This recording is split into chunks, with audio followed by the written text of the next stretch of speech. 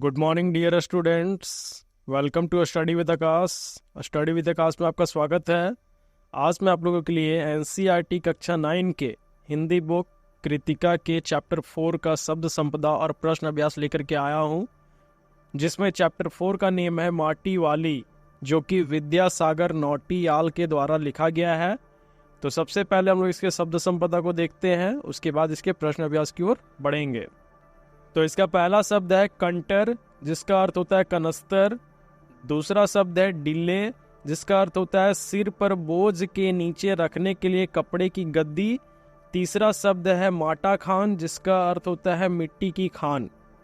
अब हम लोग इसके पहले प्रश्न की ओर बढ़ते हैं, जिसमें पहला प्रश्न है शहरवासी सिर्फ माटी वाली को नहीं, उसके कंटर को भी अच्छी तरह पहचानते हैं। आपकी समझ से वे कौन से कारण रहे होंगे जिनके रहते माटी वाली को सब पहचानते थे? इसका उत्तर होगा शहरवासी माटी वाली तथा उसके कनस्तर को इसलिए जानते होंगे क्योंकि पूरे टिहरी शहर में केवल वही अकेली माटी वाली थी। कनस्तर के द्वारा ही वह माटा खान से शहर तक मिट्टी पहुंचाती थी, उसका कोई प्रतियोगी नहीं था। माटी वाली की लाल मिट्टी हर घर की आवश्यकता थी, जिससे चूल्हे चौके और घर की दीवारों की पुताई की जाती थी। इसके बिना किसी का काम नहीं चलता था, इसलिए सभी उसे जानते थे तथा उसके ग्राहक थे। वहां आने वाले नए किराएदार उससे परिचित हो जाते थे। वह पिछले कई वर्षों से शहर की सेवा कर रही थी। साथ ही माटी वाली एक हंसमुख स्वभाव वाली मिलनसार महिला थी, इस कारण स्वाभाविक रूप से सभी लोग उसे जानते थे।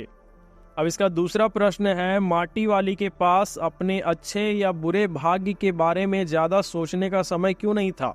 इसका उत्तर होगा माटी वाली अपनी आर्थिक और पारिवारिक उलझनों में उलझी निम्न स्तर का जीवन जीने वाली अकेली महिला थी।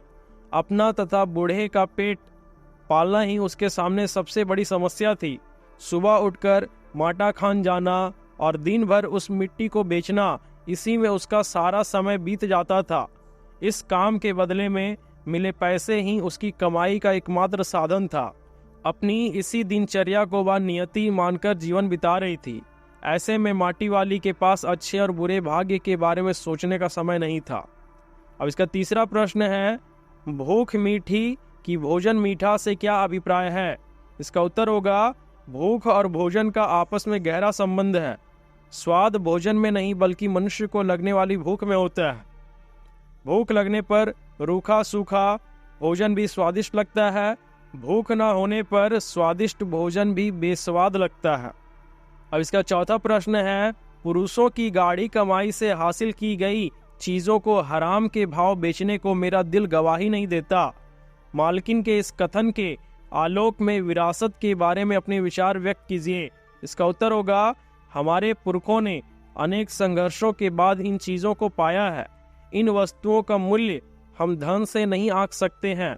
हम चाहे इन वस्तुओं में वृद्धि ना कर पाएं, परंतु वस्तुओं को कौड़ियों के दाम बेचने का हमें कोई अधिकार नहीं है। कुछ लोग स्वार्थवश इसे औने पौने दामों में बेच देते हैं, जो कदापि उचित नहीं है। हमें इसके पीछे छिपी भावना और मेहनत को समझना चाहिए। यहाँ पर घर की मालकिन के विचार वाकई में प्रशंसा के काबिल हैं, जो अभी तक अपने पुरखों की विरासत को संभाले हुए है तथा उनका मूल्य समझती है। पुरखों से मिली विरासत आने वाली पीढ़ी के लिए प्रेरणा स्रोत भी होती है। अब इसका पांचवा प्रश्न है माटी वाली का रोटियों का इस तरह हिसाब लगाना उसकी किस मजबूरी को प्रकट करता है? इसका उत्तर होगा माटी वाली का रोटियों का इस तरह हिसाब लगाना उसकी गरीबी, चिंता, फटेहाली और आवश्यकता की मजबूरी को प्रकट करता है।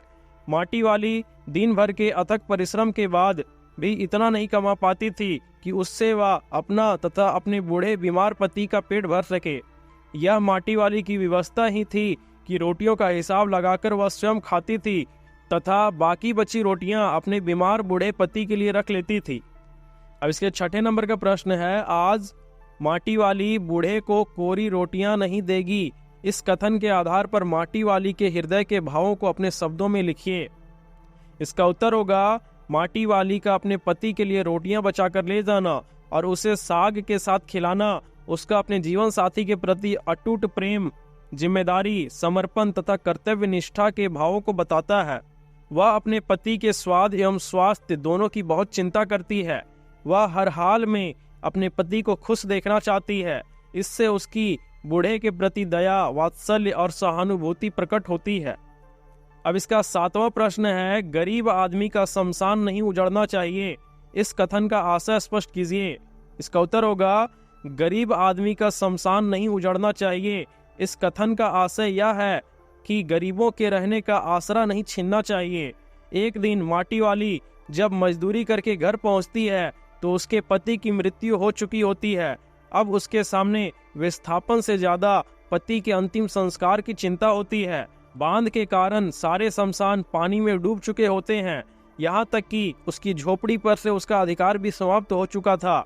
अब उसके लिए और शमशान में कोई अंतर नहीं रह जाता है।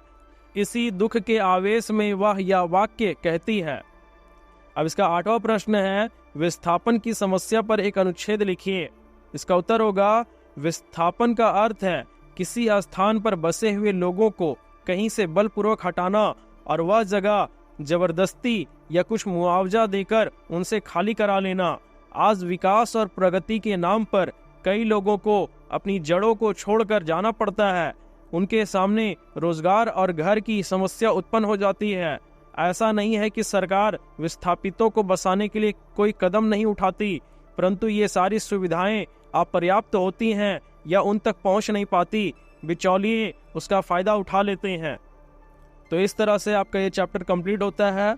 अगर आपको मेरी वीडियो अच्छी लगती है तो अपने दोस्तों के साथ शेयर करें, लाइक करें, कमेंट करें और अगर चैनल पे नए हैं तो चैनल को जल्दी से सब्सक्राइब करें। साथ ही बेल आइकॉन को प्रेस करना ना भूलें, क्योंकि रोज मैं आपके लिए इसी तरह से नई नई वीडियोस लाता रहता हूँ। धन्यवाद।